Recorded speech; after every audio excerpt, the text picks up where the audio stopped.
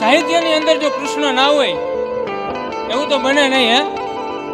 ગોકુળની ગલિયું નંદ આહિરનું ફળિયું,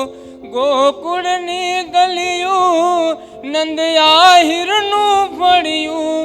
તું ભૂલી ગયો ભગવાન તું કહેતો પણ કાના તારી મોરલી હર રે જોને મારે ચિતડે ચોટી ગઈ કે છનગન તો યા